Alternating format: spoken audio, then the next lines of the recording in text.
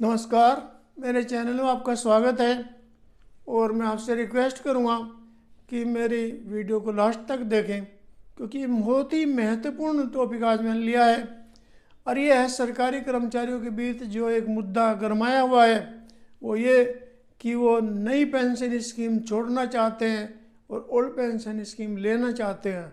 लेकिन हमारे उत्तर प्रदेश के मुख्यमंत्री के मुख्य सचिव श्री दुर्गा शंकर मिश्रा जी ने पिछले दिनों कहा कि एनपीएस बहुत बढ़िया है, बहुत अच्छी है, बहुत लाभकारी है कर्मचारियों के लिए। हम उनसे बस एक ही सवाल करना चाहते हैं कि मिश्रा जी, आप अबाउट टू रिटायरमेंट हैं क्योंकि आपकी नियुक्ति 2004 से पहले की है, आप एनपीएस ले लो। क्योंकि जब आप कह रहे हैं कि रसगुल्ला बहुत अच्छा है तो आप भी खा के देखो।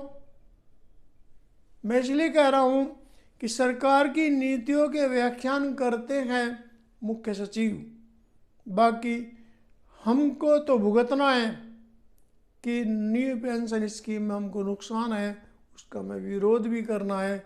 लेकिन हम ये भी समझ लें कि न्यू पेंशन स्कीम और ओल्ड पेंशन स्कीम में अंतर क्या है।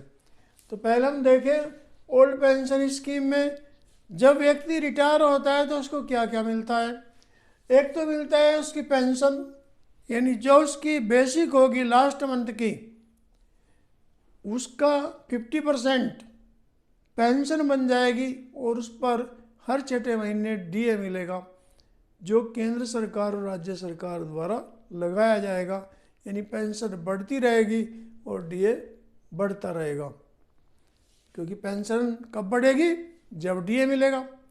लेकिन एनपीएस में कोई पेंशन नहीं है, जो पेंशन रहेगी वो फिक्स रहेगी एक तरीके से, और वो भी बाजार के रिस्क पर रहेगी। फिर इसके बाद राशिकरण एनपीएस में नहीं है, क्योंकि एनपीएस में जब पेंशन नहीं तो राशिकरण कहेगा। ओपीएस में होता है पेंशन बेची जाती है, तो जब राशिकरण के लिए पेंशन अगर 10 वर्ष की हमने बेची तो 15 वर्ष तक कटती है। मान लीजिए कोई 60 वर्ष में रिटायर होता है तो वो 40% पेंशन बेच सकता है और वो 15 साल तक थोड़ी थोड़ी कटती रहेगी। और यदि कोई 62 साल में रिटायर होता है ओपीएस वाले, तो तब उनकी पेंशन भी 15 साल तक वो कटती रहेगी प्रति माह। लेकिन जितनी पेंशन टोटल बैठती है उस सारी पेंशन का डीए हमको मिलता रहेगा। केवल जो पेंशन का मूल है जो हमने बेचा है 40 से 20% प्रति माह, केवल वही कटेगा, बाकी उसका डीए हमको बराबर मिलता रहेगा। फिर है फंड, यानी ओपीएस में तो कटता है जीपीएफ सामान्य भविष्य निधि, और एनपीएस में कटता है एनपीएस। यानी जीपीएफ में तो क्या होता है कि वेतन का 10% काट दिया जाता है हर महीने और उस पर 7% से भी अधिक का ब्याज दिया जाता है। और ओपीएस में वेतन का 10% काटा जाता है और उस पर सरकार 10% और जमा करती है। और अभी जब हमारे वित्त मंत्री स्वर्गीय श्री जेटली जी थे तो उन्होंने घोषणा की थी कि एनपीएस में 14% शेयर सरकार जमा करेगी।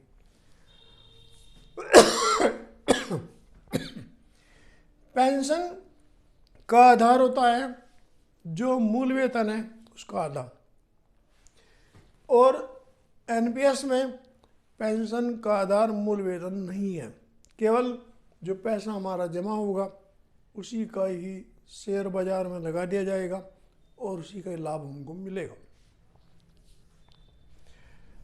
न्यूनतम पेंशन की गारंटी ओपीएस में है, यानी यदि किसी की पेंशन मूल पेंशन जो बैठेगी 9,000 अगर नहीं है तो उसकी 9,000 मानी जाएगी और उसको 9,000 पेंशन दी जाएगी। एनपीएस में कोई न्यूनतम नहीं है क्योंकि पेंशन ही नहीं जमा सी। फिर अगला अंतर है पेंशन पर डीए बढ़ता रहेगा, यानी ओपीएस में जब पेंशन मिलेगी जो सरकार छठे महीने डीए घोषित करती है वो ओपीएस में जुड़ता चला जाएगा परसेंटेज, लेकिन एनपीएस में कोई डीए नहीं होगा। लेकिन होगा क्या, ओपीएस में तो जो हमारा फंड हमको मिल जाता है सारा, लेकिन एनपीएस में जो फंड है हमारा उसका 60% मिलेगा, 40% सरकार के पास रहेगा, और सरकार भी उस पैसे को अपने पास नहीं रखेगी, शेयर बाजार में लगा देगी। उस शेयर बाजार में जो हमें लाभ मिलेगा वही हमारी पेंशन होगी। लेकिन जीपीएफ में 7% ब्याज जब सर्विस में हमारा कटता है जीपीएफ तो 7% ब्याज मिलता है, लेकिन एनपीएस में हमारे एनपीएस पर कोई ब्याज नहीं मिलता, केवल सरकार 10% जमा करती है अपनी तरफ से, और अरुण जेटली जी के टाइम में 14% सरकार का शेयर जमा करने की घोषणा की गई थी, लेकिन अभी वो लागू नहीं हुआ है। न्यूनतम पेंशन 9,000 जरूर होगी। यदि मान लें किसी का मूल वेतन 9,000 से कम है तो 9,000 पेंशन उसकी बननी है। लेकिन एनपीएस में न्यूनतम पेंशन की कोई गारंटी नहीं, केवल शेयर बाजार के आधार पर आपको पेंशन मिलेगी।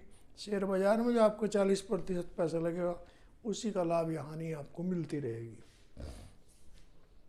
पेंशन पर डीए बढ़ता रहेगा, लेकिन एनपीएस में पेंशन पर डीए नहीं लगेगा, ये फर्क भी है।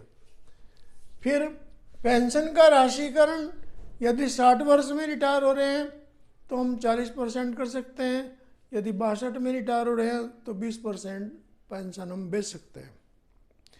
जो पेंशन हमारी बिकेगी वो 15 साल तक कटेगी, और लेकिन जो फुल पेंशन है टोटल उसका डी हमको मिलता रहेगा। केवल जो पेंशन हमने बे की है वो 15 साल तक कटती रहेगी, लेकिन डीएस सारी पेंशन का हमें मिलता रहेगा। लेकिन एनपीएस में ऐसी कोई बात नहीं है, क्योंकि वहाँ पर पेंशन नहीं है। ग्रेच्युटी ओपीएस में मिलेगी और एनपीएस में ग्रेच्युटी नहीं है। ओपीएस में ग्रेच्युटी अधिकतम जो है 20 लाख तक मिल सकती है, चाहे वेतन कितना ही हो, क्योंकि 16.5 महीने का वेतन मिलता है। और एनपीएस में ग्रेच्युटी नहीं है। हाँ है ग्रेच्युटी, कब है, यदि इन सर्विस कर्मचारी की डेथ हो जाए तो तब उसको ग्रेच्युटी मिलेगी उसकी फैमिली को। यानी एक तरह से कह दिया कि अगर आप मर गए तो ग्रेच्युटी मिलेगी, नहीं तो आपको जिंदगी रिटायरमेंट पर ग्रेच्युटी नहीं मिलेगी। जीपीएफ पर नॉन डिफेंडेबल लोन हम 3 बार ले सकते हैं, यानी जो हमें जमा नहीं करना है। लेकिन एनपीएस पर हम केवल जो जमा है उसका 25% लोन ले सकते हैं, और उस पर भी हमको जमा जब करना है तो ब्याज सहित जमा करना पड़ेगा। जबकि ओपीएस में अगर कोई हम पैसा लेते हैं नॉन डिफेंडेबल तो हमें जमा भी नहीं करना और हम उसको ब्याज देना है। और एक रिफंडेबल लोन भी मिलता है ओपीएस वालों को, ओल्ड पेंशन स्कीम को, कि ले लो पैसा आप, लेकिन वो 20 किस्तों में कटेगा। मान लीजिए किसी ने 1 लाख रुपए लिए हैं तो 5,000 रुपये प्रति महीना वेतन से कटता रहेगा। यानी लोन की सुविधा फंड से ओपीएस में तो है, लेकिन एनपीएस में केवल 25% ही हम उधार ले सकते हैं, और उसका भी हमको ब्याज देना पड़ेगा। पेंशन सरकार देती है और एनपीएस में सरकार कुछ नहीं देती है, यही फर्क है। और पेंशन पर डीए मिलता रहेगा, लेकिन ओपीएस में तो डीए मिलेगा, लेकिन एनपीएस में कोई डीए नहीं मिलेगा। पेंशन बढ़ने के भी एक पैमाना है ओल्ड पेंशन में, ओपीएस में, ओल्ड पेंशन स्कीम में। वो ये है कि यदि 10 वर्ष की सेवा है तो पेंशन तब भी बनेगी, और यदि किसी पेंशन जो जिसने पेंशन लिया उसकी आयु 80 वर्ष हो जाए तो फिर उनकी 20% पेंशन बढ़ जाती है। और यदि 85 से 90 वर्ष की उम्र हो जाए तो पेंशन 30% बढ़ जाती है। और यदि 95 से 100 साल तक की उम्र हो जाए तो पेंशन 40% बढ़ जाती है। और यदि 100 साल से ऊपर की उम्र हो जाए पेंशन वाले की, तो तब उस व्यक्ति की पेंशन 100% बढ़ जाती है। लेकिन ये सुविधाएं पेंशन बढ़ने की एनपीएस में नहीं है। तो हम यही कहते हैं कि एमपी एमएलए अपने तो वेतन बढ़ा लेते हैं और पेंशन भी ले रहे हैं। उनकी फैमिली पेंशन भी जितनी उनको जीवित मिलती है उतनी उनके मृत्यु के बाद उनकी फैमिली पेंशन जो कि तो होती है। जबकि हमारी ओपीएस में भी पेंशन, अगर पेंशनधारी मर जाते हैं तो उनकी फैमिली को जो पेंशन मिलती है वो केवल 50% मिलती है जो उनको मिल रही होती है। तो अब ये देखिए कि एमपी एमएलए